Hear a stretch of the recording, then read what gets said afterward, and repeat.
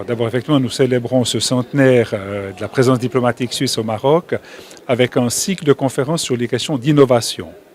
L'innovation, pourquoi? Parce que la Suisse, d'après les classements de l'Organisation mondiale de la propriété intellectuelle, depuis 11 années consécutives, est le pays le plus innovant au monde. Et on voulait montrer l'innovation sous différents angles, pas seulement l'innovation au niveau technique, scientifique, mais également l'innovation plus largement, par exemple comme ce soir, au niveau de la finance, de l'investissement. Et pourquoi? Parce que la Suisse est aussi non seulement un pays innovant, mais aussi un pays qui a une très forte finance, un très fort entrepreneuriat. Et à travers cette conférence aujourd'hui, sur cette question justement de la finance et de la finance durable, pour la création d'emplois, pour le respect de l'environnement, on a voulu, pour le respect du social, montrer qu'on peut aussi être innovant, y compris dans les questions de financement et dans les questions d'investissement. Alors, la Suisse ne peut évidemment pas, ni personne, se substituer aux efforts déjà considérables qui sont donnés, entrepris par le gouvernement marocain, par la société économique marocaine. Maintenant, ce qu'un fonds d'investissement comme celui-là, qui appartient à la Confédération, c'est de montrer deux choses. C'est d'abord d'être anticyclique, c'est-à-dire au moment où les banques, pour des raisons tout à fait légitimes, ont de la peine à investir, nous continuons à investir.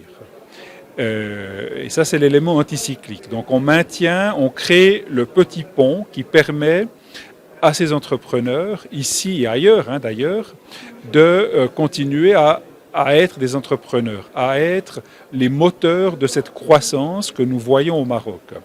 Et puis, l'autre chose, c'est aussi de montrer, à travers l'investissement, à travers le côté anticyclique, à travers même les critères de durabilité, que l'on peut avoir un retour sur investissement relativement important.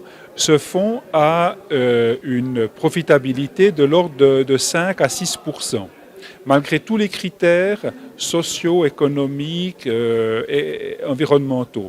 Alors c'est un bon résultat.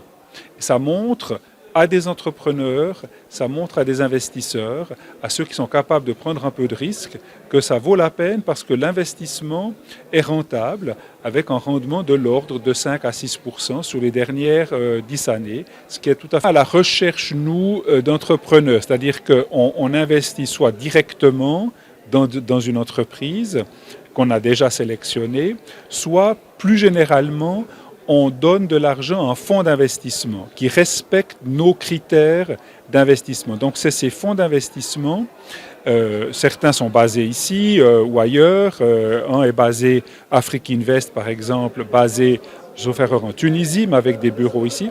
C'est eux qui sélectionnent.